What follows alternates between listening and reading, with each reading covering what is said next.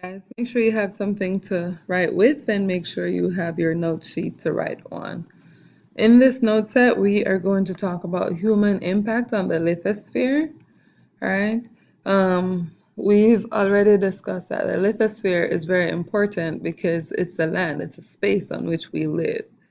Right? It provides necessary resources that are required for survival, like food. It's where we plant our crops. There are three major practices that affect the lithosphere, and those are deforestation, agriculture, and urbanization. Also, guys, if I'm going too fast, feel free to pause and write what you need to write. Okay, but make sure you're listening as well. So, deforestation is when we clear forest trees for energy. All right. Agriculture is when we clear the land to plant stuff such as tobacco and cotton, or maybe we plant stuff for food such as corn and wheat. Right? Urbanization is the cutting down of trees and the clearing of land to build homes. And in Raleigh alone, we've seen this happen on a very large scale because the city is growing. Land use has changed significantly over the past hundreds of years. We've changed from a largely rural to a more agriculture based, and from there to a more industry based. So, first we cleared the land for farming, and then farmers need somewhere to live. So then they started clearing the lands for homes and businesses and so on. So here's an interaction of these two things, the agricultural impact and the impact of urbanization.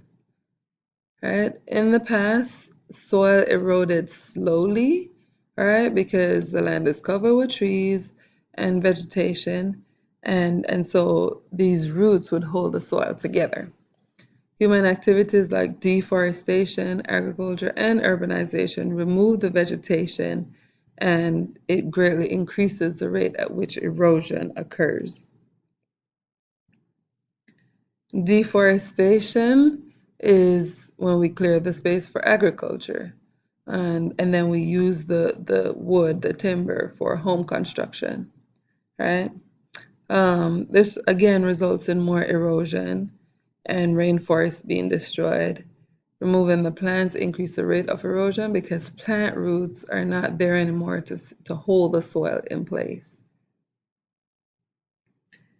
Um, so we've lost soil uh, by deforestation. In addition to that, agriculture, when we cultivate the land, we also lose lots of topsoil, right? And the topsoil, as we talked about, will be the A horizon, the upper outermost layer of the soil, and it's usually the top 2 inches, and it has the highest amount of organic matter and microorganisms. This should be a review. We've talked about this, right? And the topsoil is where, because it has the most amount of organic nutrients, this is where plants receive most of their nutrients, okay? Traditional agricultural techniques like plowing remove the topsoil and require replanting each year. So the United States loses about 3 tons of topsoil per acre per year. Okay, and that's a lot. This is not on your paper, but these are the three spheres of sustainability, right? You have the environmental sphere, which is where we talk about our natural resources, right? Um, like our air, our land, and even our waste. We have our social sphere, which talks about our standard of living and education and community. And then we have our economic sphere, which talks about our profit, cost, economic growth, research, and development.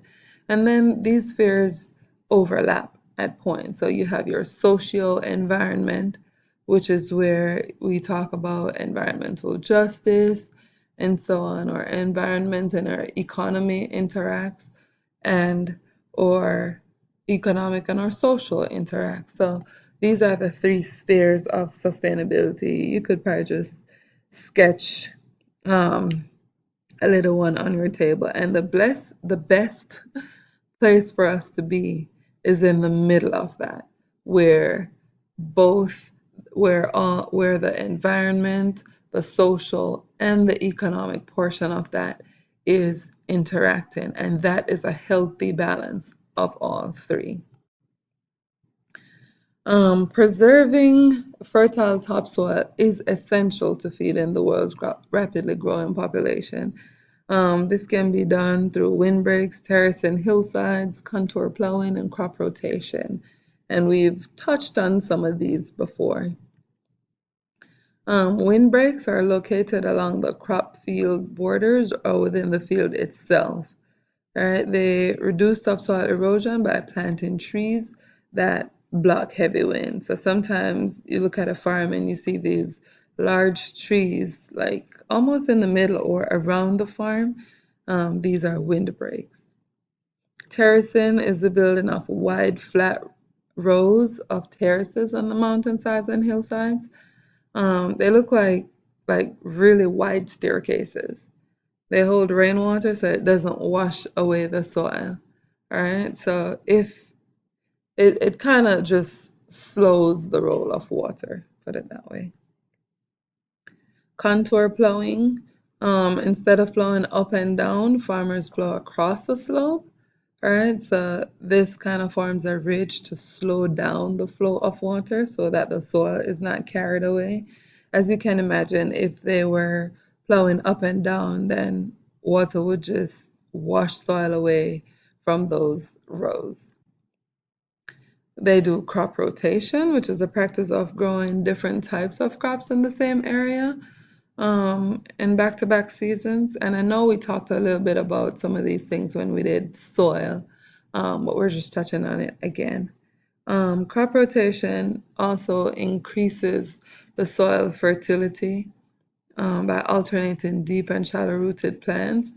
Also, if you're using different types of crops, then you're not leaching the same nutrients from the soil. So it kind of allows some nutrients to be built back up in the soil when you use a different crop. Um, the effect of development on the shoreline. Construction along the shoreline increases the rate of erosion beyond the already high rate of erosion experienced along shorelines due to the ocean. So the ocean already naturally erodes shoreline. But when we build along these, then that kind of increases that. So there are methods to artificially stabilize a shoreline.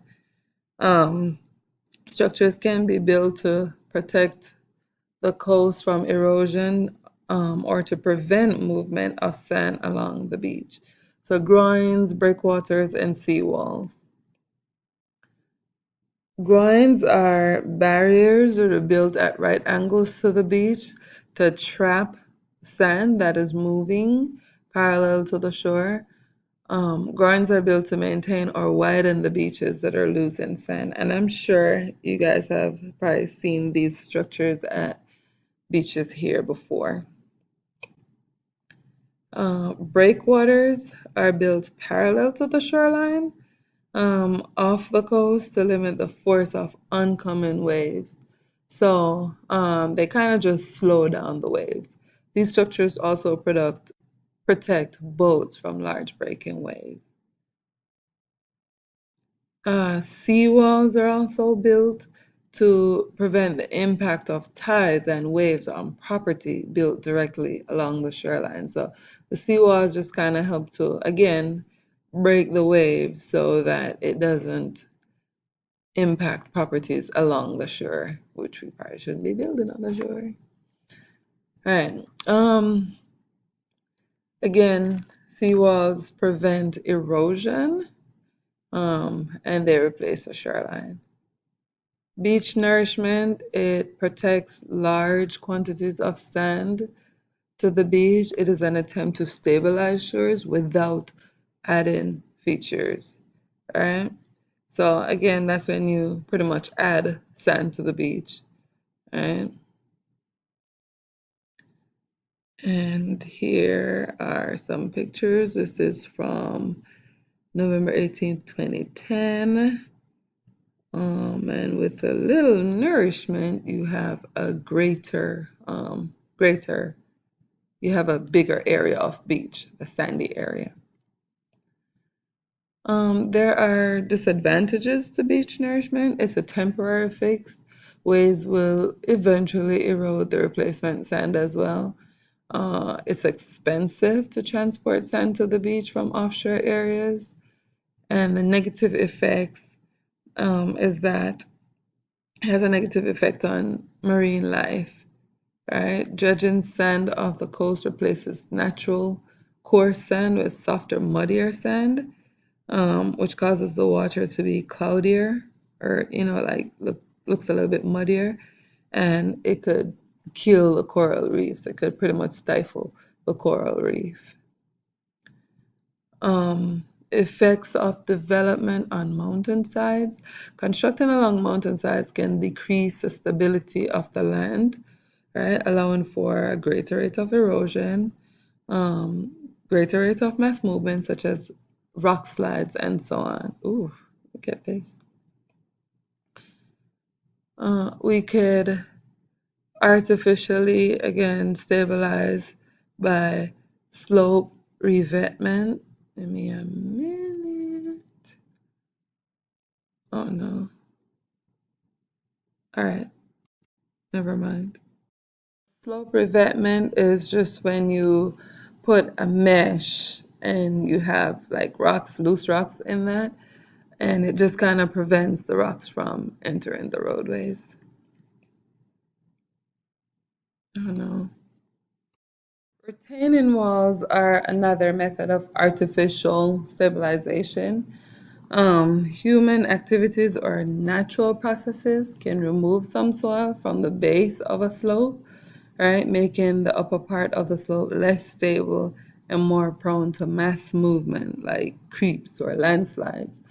Construction of a retaining wall can support the upper part of the slope. So retaining walls are another method that are helpful to artificially stabilize land or lithosphere. Last one is slope vegetation. Um, while deforestation and agriculture and harvesting trees leave enough mature trees to anchor the slope and protect the soil from excessive erosion due to runoff. So, pretty much make sure when you're removing stuff, you leave enough mature trees to keep the land stable. So don't take all of it, put it that way. All right, did it in less than 15 minutes.